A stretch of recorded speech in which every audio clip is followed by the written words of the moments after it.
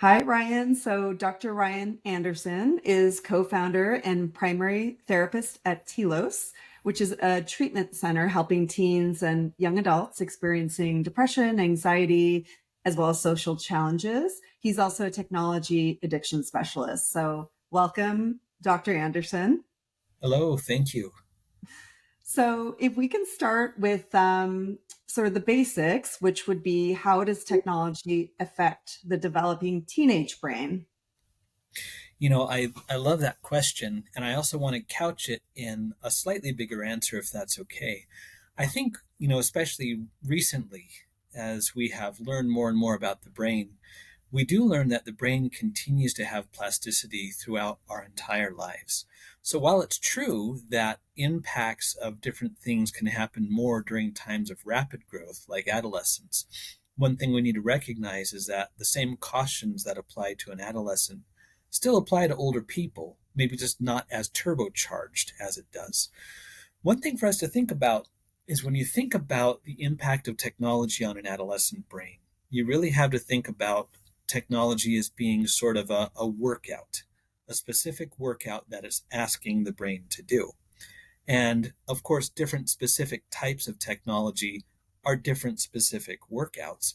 But in general, one of the things that you'll find is that the way that we are using technology, specifically social media and video games, tends to be a workout that works out the parts of the brain that are good at quick analytical skills, but not necessarily deep analytical skills. And it also works out the parts of the brain that do things like hand eye coordination.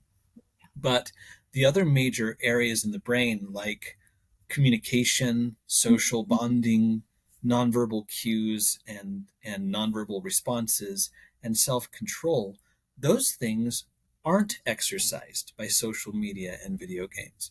And so, one of the things that we see is by utilizing a lot of that kind of digital media, it's a little bit like going to the gym and overworking some of your muscles to the points where maybe you're even damaging them, but leaving the rest of them underdeveloped. And so, what we're seeing is as a result of the way that our teens are currently using technology, combined with some of the dynamics within the technology itself, we're seeing teens that tend to be more impulsive, that have quick analytical skills, but shallow analytical skills, shorter attention spans, and that have a harder time connecting with other people, thinking about the bigger picture, picking up on nonverbal cues and social context, and in general becoming more anxious, more depressed, and more isolated from their peers. Now, the technology isn't the only thing contributing to this development, but it absolutely is a powerful contributor to these particular trends that we're seeing. Hmm. And without getting too technical, I know just from my limited armchair experience in this, for adolescents in particular, we're talking about the prefrontal cortex, right? Which is the Mhm. judgment, decision making, and the amygdala, which is the more emotional. These are the parts of the brain, right, that are most being developed during this time, right? Absolutely. Okay. Especially when you're an adolescent, you have all kinds of either new functions that are coming online with the prefrontal cortex, or ones that have kind of existed in embryo are finally sort of branching out and making connections. And so, in a lot of ways, you can think of some of the development as either being frozen in time because it's just not being activated, and some of it's even being either overstressed in one way without its counterbalance, or depending on specifically what you're doing, it's being developed in a way that's actually maladaptive. Okay. Got it. Okay, so that leads me to the next question, which would be how do you think technology has affected youth mental health and how? So we've talked about the brain a little bit, but Yeah, how does that translate into mental health? sure.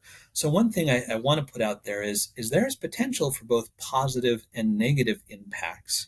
And there's some nuance into what leads to positive impacts. So for example, some research shows that people who do other activities in person with their friends when they also play video games with their friends. The impact of playing video games with their friends is different than if playing video games with their friends is the only thing they do. So there's some potential benefit on the first part, but on the second part, you don't get those benefits out of it. So I think the research is very clear. Absolutely. The patterns of teenagers using social media these days is impacting their mental health. And the really short answer is it's making them more lonely, more isolated. They're having a harder time perceiving the world the way it is. In adolescence, you kind of already tend to develop this sense of this generalized eye looking down on you and scrutinizing you and evaluating you, from all of your peers. Social media in particular takes that and just turns it up to 12, not even just 11. And Mhm. so there's that sense of a fear of being judged by others. We have a harder other time seeing other people as people and more seeing them as an audience that we have to perform for, that will Mhm. reward us for certain types of performance and punish us for others. And so we are seeing that there's greater depression and anxiety. One of the things that we have to be aware of, particularly with social media, is social media algorithms are designed to get people to engage with them as much as possible. And that's how social media platforms make their money, by getting our attention and then selling our attention in advertisements and so on and so forth. Well, as a part of that, they're very much aware. I mean, they've become so good at determining what your emotional state is that's driving you to engage. So if you're feeling anxious or stressed out or depressed or overwhelmed, and you turn to social media to try to cope with those feelings, the social media algorithms are aware that that's what you're feeling. And they Yeah. actually work to amplify and create more of those feelings, with every now and then elevating your emotions so you get a small dopamine hit here or there. But what I'm trying to help people understand is that if you're using social media as a way to try to cope, the social media will try to train you to have more of the emotions that you went to it with. And it becomes an uncoping device instead. Yeah. Yeah, that's all very true. I know you know that I'm a veteran social media marketer, so everything you're saying is just attention economy, right? We want people to stay on longer so that we can feed them ads, basically, which is hard enough as an adult with a fully developed brain. I know you said our brains are plastic, forever, basically, but with teens specifically, Yeah, it even has to more be harder powerful. on them to, experience the feelings that you get from just that echo chamber that you were describing, right? The feelings echo chamber. And Absolutely. yeah, engagement, unfortunately, usually means the angriest, loudest, it's not Most happy stuff extreme. typically, Yep. right? It's Yep. typically negative, unfortunately. Absolutely. In fact, there's some interesting studies that show that negative emotions, if you say pound per pound, right? Negative emotions hit 5 times harder than positive emotions, and they Yeah. linger longer. So unfortunately, I don't think that social media designers went out and said, let's make people miserable and make money off No. of it. But because they were looking to drive engagement and because human psychology is put together the way it is, this is ultimately what the machine becomes. Yeah. Yeah, that's true. Um, Great. Okay, so the next question is, so we've talked a lot about social media. How has the use of social media in teens specifically affected your practice, over time? You mentioned things like attention span. We touched on social comparison, right? Putting yourself out there and performing. So what have you seen just in your own practice? You know, there's an old quote saying the only thing worse than ignorance is false information. And one of the things that we've found is that a lot of times when especially teens have questions, rather than talking to experienced people and adults, or rather than say going and finding a good source, they'll go on Reddit or they'll go on to social media sites where there is so much misinformation about pretty much everything you can imagine. So one of the things that I'm seeing is that we have a lot of people where their understanding of essentially life, the universe, and everything has been profoundly skewed, but Yeah. their ability to evaluate their sources of information as to whether they're good or not is really impaired. We also see a lot of areas where people are feeling like they are not what they should be, whether it's their body image or what Yeah. they're accomplishing. These ideas of what masculinity should be, what femininity should be, Mhm. how you should feel, how you should think. And so, one of the things that I think I see a lot is people getting locked into groupthink. And along with that, there's a great deal of sort of taking people to the extremes that goes on, radicalizing. So, you see misogyny, racism, homophobia, etc., all taken to the extremes and reinforced. But again, in all of this, what you see is people are just more anxious because when you're part of the ever seeing, ever scrutinizing eye, you know that that's pointed back at you too. Mhm. And so I've seen people who, because of something that someone posted about them on social media, and this is very common, Yeah. it becomes almost as if they've been physically assaulted, Yeah. the impact that it has upon them. So the ability for people to harm each other in very real ways, and especially when they don't know each other. And therefore, it seems like this non-human entity that's out there. Um, Real harm is done, real self-doubt, just a crumbling of self-efficacy and self-worth, suicidal ideation.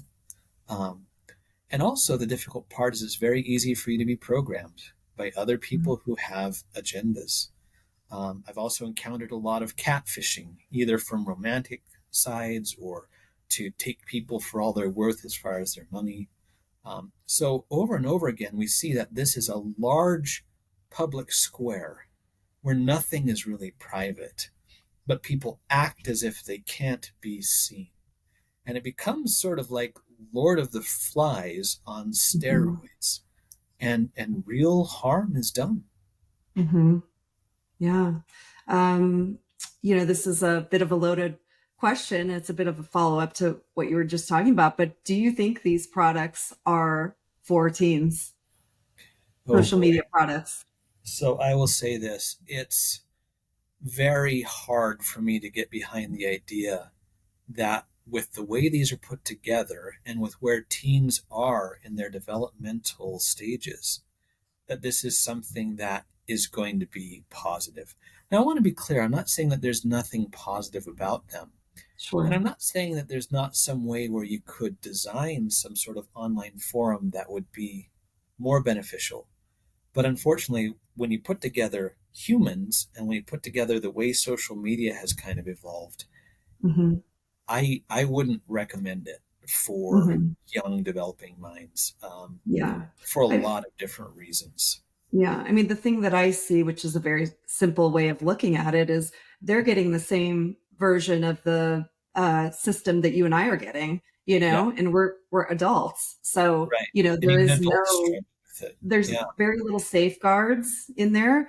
And even you can target ads to teens, which, yes, they say those are a little bit more limited and whatever, but it's essentially the same product that adults are getting that children are getting as well. Adolescents, you can yeah, include as part of that. absolutely. So, And um, one thing we have to keep in mind is none of these were designed with safeguarding the right. cognitive development and the mental health Yes. of children. It just Yeah. wasn't even considered. There's the actual safeguards. You mentioned catfishing and misinformation, things like that. But then there's the mental safeguards, right? Like if you and I were to go on and maybe see something, feel something, we can maybe self regulate. Where I would imagine as a teenager, we're just developing your sense of identity and kind of understanding who you are. That just seems almost impossible to be able to, understand in your brain what really the effect is that it's having on you. It just seems Yeah. impossible. Yeah, the way I kind of think about it is social media for teens has become the worldwide gym locker room. And Hmm. all the dynamics that you see going on there are happening here, right in front of people's faces. And there are no adults on duty. Not really. Yeah. Yeah. Um, okay, so I think we've touched on this a little bit, but do you think there is a direct connection between social media use and teen mental health? So I know you've touched on it, but Yeah. you've touched on depression, anxiety. I think you've even mentioned suicide. A big thing is self-harm, Yeah. obviously. Maybe just a little bit more on that, Yeah, the absolutely. I connection, mean, what you see. it's one of those where there is now enough information where it's no longer a theory. It's pretty much clear. There's a huge impact on teen mental health. In fact, you will see when teens go through either a tech detox or when they become intentional about what they will engage in and what they won't, you see consistently an improvement in mental health and well-being. Yeah. It's not that we all need to become non-technical users, Yeah. but when we begin to recognize what is my relationship with each type of technology that I'm encountering, it's just like you try to teach your child have healthy friendships, and with relationships that are unhealthy, if they can't become healthy, you need to leave that relationship and pursue other ones, whether it's friendships or a dating partner or whatever it may be. It's the same kind of thing. And so I think that the jury has definitely given its verdict that as teens make better, smarter, more sustainable choices with digital media, their mental health improves. And when they Hmm. don't, they actually really struggle. In fact, there's a lot of research that shows that a big reason for young adults crashing, failing to launch, is the isolative use of social media, video games, and online pornography. That this has Hmm. such a big impact on our ability to actually transition and grow up and be successful.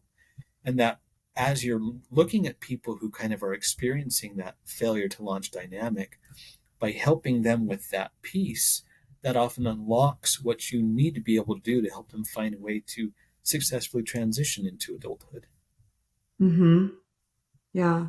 Um, you mentioned pornography. So um, maybe we can talk. And you mentioned catfishing. What issues specifically have you seen come up in your practice with teen tech use, and how does that affect their mental health? So Yeah. it could be. I mean, I've seen a lot of data on premature sexual exposure, whether it's pornography or sexting or anything like that. Inappropriate content. Maybe seeing something that scares them or they're not ready to understand yet. You mentioned pornography, things like that. Have you seen Yeah. any? What are those specific things that have come Boy, up? there's so much I could say. It would be easier to say what's not happening. But a couple of major trends. One is, um, especially with internet pornography use, right? So one of the things about it, the work of Gary Wilson, the researcher, not the Far Side guy, is actually really, really illuminating on this, saying that the way that internet pornography plays upon our developmental systems in particular is such that it has a tendency to overwhelm us. And what you'll find is that a lot of times with internet pornography, for it to continue to be interesting, it has to evolve. And it often works its way into things that are quite violent in nature over time. Hmm. And we see that this doesn't just become their online internet pornography preference. It has an impact on their real world attitudes towards women and towards Hmm. sex and towards their own bodies. And it does actually contribute to real violence. Um, and so, especially when you take a look at the world, I think about incels and that whole um, idea that has built up that the world has conspired to keep some people from having sex, and these are your enemies, and that violence is, in fact, not only okay, but should be the solution to that problem. You see people get indoctrinated in that. You see people feel like the only worth they have, and this has always been a challenge, right? As you begin to develop sexually, okay, especially if you're a young woman, my worth is my sexuality. Online, that kind of training happens more and more and more. And the idea is that the only way to be someone who is appealing, worthwhile, is to become hypersexualized. There's nothing wrong with healthy sexuality, but when sexuality becomes your one and only gimmick for trying to meet all of your emotional needs and for trying to connect with other people, that's when you see it become this really, it becomes a cage, a prison for the person. We see a lot of people getting lost in spending a lot of time online, just either getting indoctrinated in some kind of hatred or extremism. We see them getting indoctrinated also in the idea that they shouldn't have to work in society in any way, that society is so against them that there's no way for them to find their niche. There are a lot of people who actually develop an addictive relationship where they have to be either online or playing video games. Otherwise, they encounter withdrawal symptoms. They struggle to cope. And in a lot of ways, what you'll see is that their ability to manage emotions and the tasks of life begin to erode, to the point where people who otherwise would be functional and having a variety of interests and relationships and moving forward in their life are now stuck in sort of a digital island of the lotus eaters where all they want to do is to consume their media, and anything else either doesn't feel good or feels so overwhelming that they don't know how to deal with it. Hmm. Yeah, and I think many of the things you just covered, including porn, there is an addictive, quality to all of Yeah, it on top of absolutely. social media, right? Because it does feed dopamine, and then the levels dip, then you need more, and then there's the act of seeking it, which I realize is also dopamine inducing, right? So I suppose the last question would be, as a parent, what signs can you look for of tech addiction? And I know that CDC hasn't labeled social media as as an addiction like they have with video games, and but um, I suppose, like, if we could keep it general, like what signs do you look for in terms Yeah, of sure. I'd addiction? be happy to speak to that, and I would also start that with one caveat. And the caveat is something doesn't have to reach the point of an addiction before it causes trouble in someone's life. For example, you Yeah, don't have to be an alcoholic to have problems come from your alcohol use. yeah, And so, one thing I've learned is don't get so caught up in whether this is an addiction or not. If you see okay, that this has become cancerous in the sense that it is taking up time and energy and is being disruptive of other things that matter, that's already enough to do something about. But what you'll look at specifically, one, do we see that their interest in things besides technology has declined or has been erased? That's a big red flag. Do we see that the amount of time that they need to spend on technology to feel like they're doing what they want to do has increased? Do we see that when they're not able to access technology, they become withdrawn, irritable, upset? Do they seem to be thinking about it all the time, even when they're not accessing it? How do they respond when you tell them it's time to get off? Does it get hostile? Does it get aggressive? Do they engage in manipulation and emotional games with you? Um, is it disrupting their sleep? Are they staying up at night rather than sleeping? And that's a big concern because sleep is the backbone of both mental health and physical health. yeah. Are we seeing a decline in other areas of their functioning? Is there, if they're working, is their work quality going down? If they're in school, are we seeing that's declining? Are they getting to a point where they no longer want to socialize with other people face to face and just want everything to be through a screen? These are some of the big red flags that I would keep an eye open for. Hmm. Yeah, thank you so much. That was so useful. Well, I really appreciate your time, and I really appreciate all the great work you're doing in this issue. Well, thank you so much. I appreciate Thank you you so asking me to much. be with you today. Thank you. Take care. You too.